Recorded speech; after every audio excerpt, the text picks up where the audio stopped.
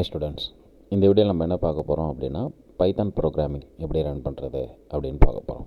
Okay, so programming இன் Python அப்படின்னு பார்க்குறோம். ஏற்கனவே போன சாப்டரில் ஐடினா என்ன, அதை எப்படி டவுன்லோட் பண்ணுறது எல்லாம் பார்த்துட்டோம். ஸோ இங்கே ப்ரோக்ராம் பார்க்க போகிறோம்.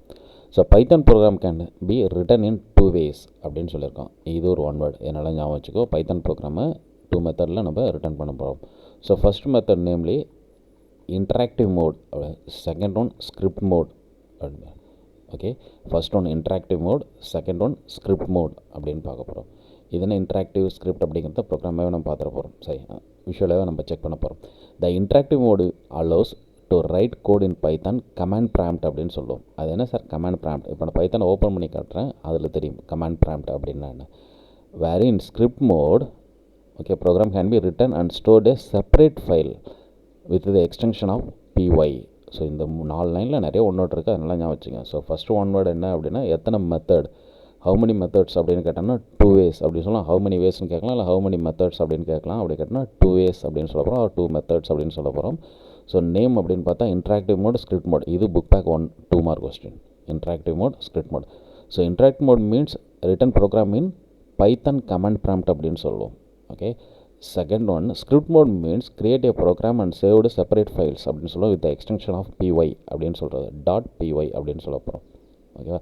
Script mode is used to create and edit python source file. So script மோடில் மட்டும் தான் என்ன பண்ணணும், பைத்தானை சேவ் பண்ணி வைக்க முடியும்.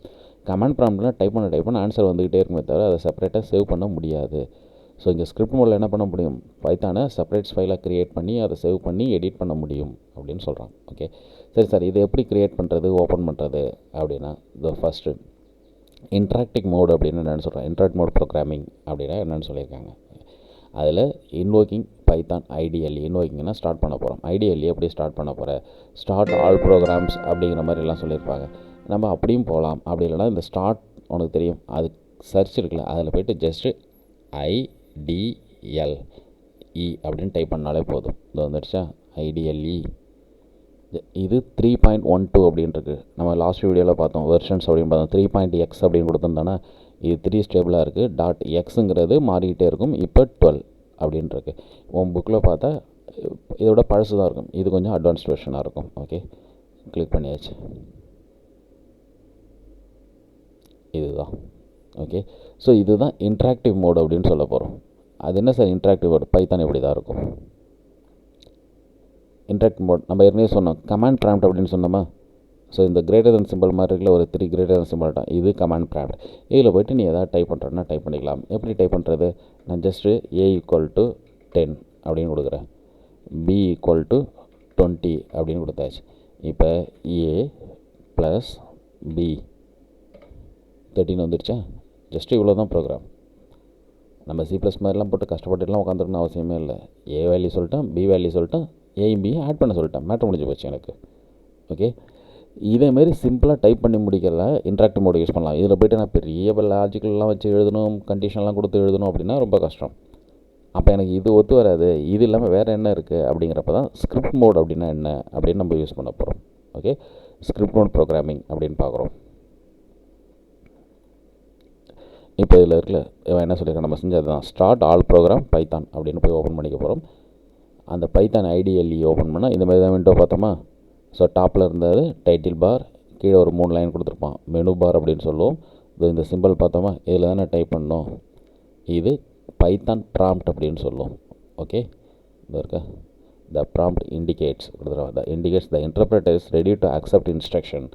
இது என்ன பண்ணுது, நீ இன்ஸ்ட்ரக்ஷன் கொடுக்குறது ரெடியாக இருக்கேன், நீ டைப் பண்ண ஆரம்பிக்கலாம் அப்படின்னு சொல்ல போகிறோம். ஓகே, இதில் என்ன பண்ணியிருக்காங்க, நம்ம செஞ்ச அதே தான். 5 + 10 என்ன, இது வருஷமாக நம்பர்லாம் கொடுக்குறாங்க, கால்குலேஷன் ரிசல்ட் வருது. ஓகே, இது ஏன் பிரிண்ட்டுன்னு கொடுக்குறாங்க, இதுங்கிறதெல்லாம் நம்ம பின்னாடி பார்க்க போகிறோம். இதெல்லாம் அந்தளவுக்கு போட்டு குழப்பிக்கோன்னா, ஜஸ்ட்டு டைப் பண்ணுறது மட்டும். இது இருக்கா, இதே மாதிரி டைப் பண்ணது மட்டும் என்ன அப்படிங்கிற மாதிரி ஞாபகம் வச்சுக்கோ. இது இன்ட்ராக்டிவ் மோடு.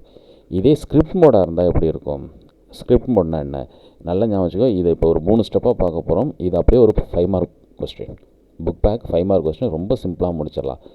ஸ்கிரிப்ட் மோடு இது text file containing Python statement. Text ஃபைல்னாலே ஒரு நோட் பேடில் தானே டைப் பண்ணுவோம் சாதாரணமாக. ரொம்ப சிம்பிளான டெக்ஸ்ட் எடிட்டர் அப்படின்னா நோட் பேட் அப்படின்னு சொல்லலாம். ஸோ அதே மாடலில் தான் இங்கேயும் இருக்க போது நம்ம டைப் பண்ணி எடுத்துக்க போகிறோம். ஓகே, எப்படி இருக்குது அப்படின்னு பார்ப்போமா. இது இருக்கா. இப்போ இதில் போய்ட்டு என்னென்ன செய்ய போகிறோம் அப்படின்னு ஞாபகம் வச்சுங்க. ஸோ ஃபஸ்ட் ஒன் ஃபைல் அப்படின்னு போய்ட்டு நியூ ஃபைலுங்கிற மெனுவில் நியூ ஃபைல் அப்படின்னு போகிறோம். Shortcut key Ctrl+N. இது கம்பல்சரியாக எழுதியிருக்கணும். இந்த ஃபைல் நியூ ஃபைலுங்கிறதும் Ctrl+N அப்படின்னு கொடுத்தாலே ஆனுவல் எக்ஸாமில் உனக்கு 1 மார்க் கிடச்சிடும். இந்த செட்டில் ஓப்பன் பண்ணிவிட்டேன். ஓகே, ஸோ இதுதான் இப்படி தான் விண்டோ கிடைக்கும். பார்க்குறதுக்கு நோட் பேட் மாதிரியே இருக்கா. இதில் நம்ம ப்ரோக்ராம் எழுத போகிறோம். என்ன எழுதுகிறோம், அங்கே எழுதுனா அதே தான். A = 10, B = 20, C = A + B. Print பண்ண போகிறோம். பிரிண்ட் ப்ராக்கெட் போட்டு சியை எனக்கு பிரிண்ட் பண்ணிவிடு. ஜஸ்ட்டு முடிஞ்சு போச்சு. ஸோ ஃபஸ்ட்டு செட் என்ன, ஃபைலில் போய்ட்டு நியூ ஃபைல் Ctrl+N கொடுக்குறோம். Program notepad data open பண்ணும். ப்ரோக்ராமை டைப் பண்ணியாச்சு. இப்போ சேவ் பண்ணும். ஓகே, சேவ் பண்ணுறது செகண்ட் செட்டு. செகண்ட் ஃபைலில் போய்ட்டு சேவ் பண்ணணும் அப்படின்னா கீழே ஆப்ஷன் இருக்கா, சேவ் அப்படின்ட்டுருக்கு. இன்னொன்று சேவ் ஆஸ் அப்படின்ட்டுருக்கும். நான் எப்பயுமே சேவ் தான் யூஸ் பண்ண போகிறேன். ஃபஸ்ட் டைம் சேவ் பண்ணுறப்போ சேவ். இதே ஃபைலை வேறு நேமில் சேவ் பண்ணணும். இப்போ நான் ஒரு 1000 லைனுக்கு வச்சு ஒரு கோடிங்ஸ் அடிச்சிட்டேன், அதில் சேஞ்சஸ்லாம் பண்ணி பார்க்கணும், ஒரிஜினல் அப்படியே இருக்கணும், டூப்ளிகேட் எனக்கு வேணும்னா அப்போ சேவஸ் யூஸ் பண்ணிக்கலாம். இப்போதைக்கு ஜஸ்ட் என்ன பண்ணுறோம், சேவ் Ctrl+S அப்படின்னு கொடுக்குறோம். ஓகே, சேவ் விண்டோ ஓப்பன் ஆகும். இதில் அந்த லொக்கேஷனே பார்த்தா பைத்தான்கிற ஃபோல்டருக்குள்ளே தான் போய் சேவ் ஆகிருக்கும். 3.12 கொடுத்துருந்தோமா, இங்கே 312 அப்படிங்கிற மாதிரி இருக்கும். இதில் போய்ட்டு ஃபைலுக்கு நேம் டைப் பண்ணணும். நான் ஃபஸ்ட்டு ஃபைலுங்கிறதுனால FIR அப்படின்னு நான் கொடுக்குறேன். ஓகே, .py நம்ம அங்கே ஏற்கனவே தியரியில் பார்த்தோம். ஸோ ஸ்கிரிப்ட் மோடில் அடிக்கிறப்ப எனக்கு ப்ரோக்ராம் ஃபைல் அடித்து முடிச்சுட்டு அதை சேவ் பண்ணுறப்ப .pyன்னு எக்ஸ்டென்ஷன் கொடுக்கணும். அப்போ FIRங்கிறது ஃபைல் நேம், .py அப்படிங்கிறது எக்ஸ்டென்ஷன். சேவ் அப்படின்னு கொடுத்துட்டேன். ஃபைல் சேவ் ஆகிடுச்சு. ஓகேவா. ஸோ இதை ரன் பண்ணணும் அப்படின்னா இதற்கு ரன் மாடியூல்ஸ் அப்படின்னு கொடுத்துருப்பான். இது தேர்டு ஸ்டெப். ரன்னுங்கிறதுல போய்ட்டு ரன் மாடியூல்ஸ் அப்படின்னு கொடுக்கலாம். இல்லை சார் அதெல்லாம் கடுப்பாக இருக்குது, நான் ஷார்ட்கட் கீயாக யூஸ் பண்ணிக்கிறேன் அப்படின்னா F5. ஓகே, F5 ப்ரெஸ் பண்ணாலும் ரன் ஆகும். இது வந்துடுச்சா ரிசல்ட்டு. ஸோ இதுதான். இதில் என்ன வசதி அப்படின்னா இந்த ஃபைலை நீ திருப்பி எடுத்து யூஸ் பண்ண முடியும். இதில் எடிட் பண்ணி பார்க்க முடியும். இப்போ நான் இதை 200 நான் மாற்றிக்கிறேன் அப்படின்னா மாற்றிட்டு F5 அப்படின்னு தட்டினா போதும். திரும்பி சேவ் பண்ணுமான்னு கேட்கும். எஸ் அப்படின்னு கொடுத்தா ஆன்சர் வந்துடும். வந்துடுச்சா. இதேமாரி யூஸ் பண்ணிக்க முடியும். ஆனால் இன்ட்ராக்டிவ் மோடில் அது முடியாது. ஸ்கிரிப்ட் மோடில் எனக்கு முடியும் அப்படின்னு சொல்ல போகிறோம். ஓகே, இப்போ டிஃப்ரென்ஸ் தெரியுதா என்ன இதுன்ட்டு. ஸ்கிரிப்ட் மோட் ஃபஸ்ட்டு நம்ம என்ன பண்ணோம், ஒரு சிம்பிள் ஃபைலை க்ரியேட் பண்ண போகிறோம். ஃபைல் நியூ ஃபைல் அப்படின்னு சொன்னோன்னா Ctrl+Nன்னு சொன்னேன். ஒரு ஸ்கிரிப்ட் மோட் ஓப்பன் ஆகிடும். ஓகே, நோட் பேட் ஓப்பன் ஆகும் சொன்னோமா, அன்டைட்டில் அப்படின்னு போட்டு ஃபைல் ஓப்பன் ஆகிருக்கும். அதில் வேல்யூ டைப் பண்ணு. A value, B value, C A = Bன்னு கொடுத்துட்டேன். அதை பிரிண்ட் பண்ணிட்டேன். இந்த சம்முன்னு ஏன் கொடுக்குறாங்க அதெல்லாம் தேவையில்ல, அப்புறம் பார்த்துக்கலாம். பிரிண்ட் Cன்னு கொடுத்தாலே போதும். இது ஒரு ஸ்டெப் ஓவர். ஸோ செகண்ட், அதுலேயே செகண்ட் சேவிங் பைத்தான் ஸ்கிரிப்ட் அப்படின்னு சொல்லியிருப்போம். அந்த ஃபைலை எப்படி சேவ் பண்ண போகிற, ஃபைல் சேவ் அப்படின்னு கொடுக்குறோம், இல்லைனா Ctrl+Sன்னு கொடுக்குறோம். வந்துடுச்சா. அப்படி சேவ் பண்ணுறப்ப சேவ் டயலாக் பாக்ஸ் வரும். நம்ம இங்கே காட்டினாங்க பைத்தான் 312 அப்படின்னு கொடுத்துருந்தோம். இது 3.7க்காக உள்ளது 312. ஃபைல் நேம் கொடுத்துட்டோம் .py. நான் ஃபைல் நேம் FIRன்னு கொடுத்தேன், .pyன்னு கொடுத்துருந்தேன். எல்லாத்தையும் கொடுத்துட்டு சேவ் அப்படின்னு கிளிக் பண்ண போகிறோம். Second set over.